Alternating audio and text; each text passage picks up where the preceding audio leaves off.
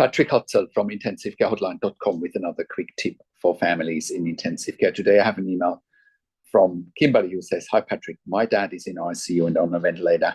He can still shake his head and do commands, and he has pneumonia, and now he's got MRSA.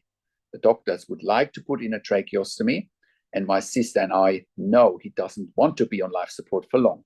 I'm trying to figure out what we should do since his organs are still working. No one has told us they're failing."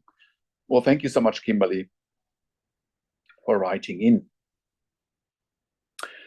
I do believe there are a lot of misconceptions when it comes to life support in ICU.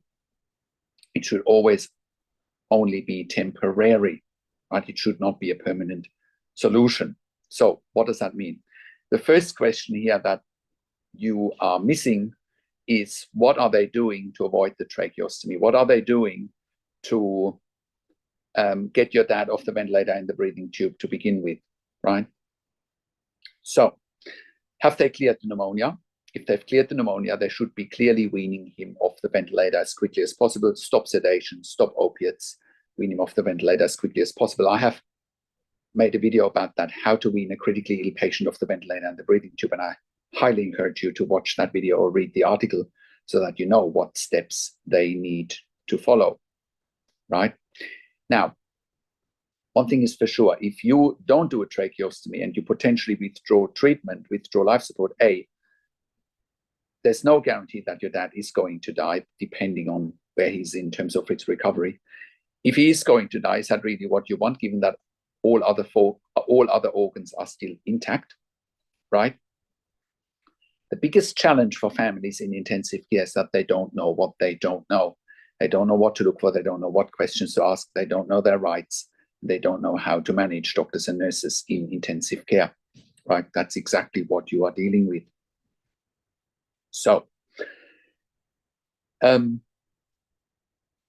him a tracheostomy temporarily might be the right thing to do to save his life. Also, now that they need to wake him up, ask him what he wants. There should be no reason why they shouldn't stop sedation and opiates so that he can wake up, and then ask him, right? It's one thing to say pre-ICU, you don't want to be on life support. It's another thing, when you are on life support, what do you want next?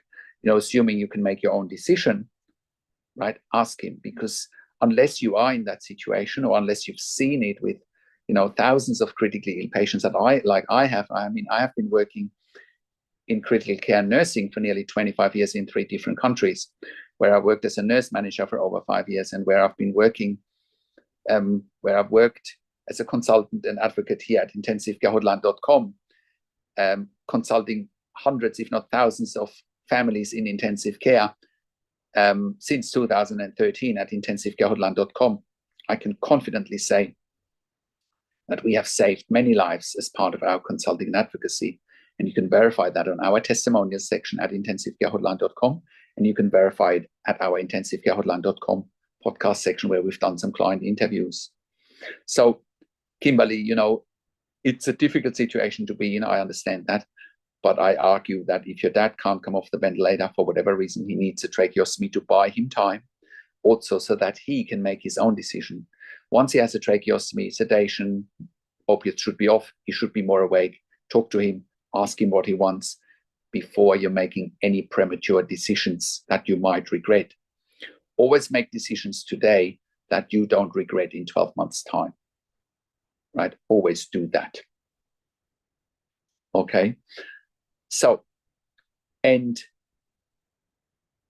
if his organs are not failing, there's a very good chance your dad can recover. If he's clearing pneumonia, yes, he's got MRSA. Lots of patients in ICU have MRSA. It's just one of those things. As long as they treat him with antibiotics, he might be fine. I would also highly recommend that you let us look at the medical records, or that you let me talk to the doctors and nurses directly to find out what's exactly going on. There's a lot of information missing from your email, right? The devil is in the detail when you have a loved one critically ill in intensive care. There's dozens of things happening simultaneously when you have a loved one critically ill in intensive care. And unless you understand all those details and you connect the dots, it's an incomplete picture here. It's a very incomplete picture. So we need more information.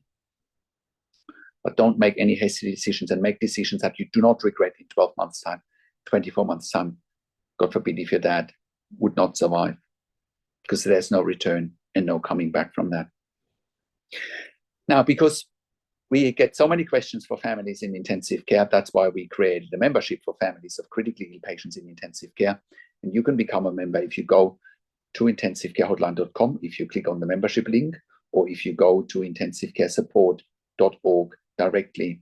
In the membership, you have access to me and my team 24 hours a day in the membership area and via email, and we answer all questions intensive care related.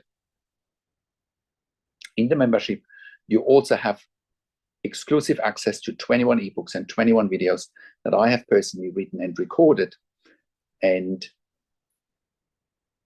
those ebooks and videos and all the resources will help you to make informed decisions, have peace of mind, control, power, influence, making sure your loved one gets best care and treatment, so that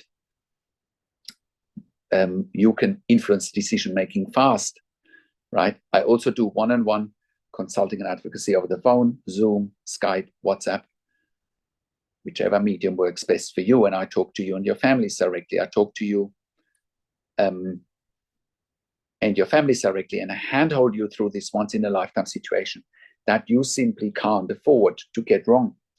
I also talk to doctors and nurses directly, and I ask all the questions that you haven't even considered asking, but must be asked when you have a loved one critically ill in intensive care.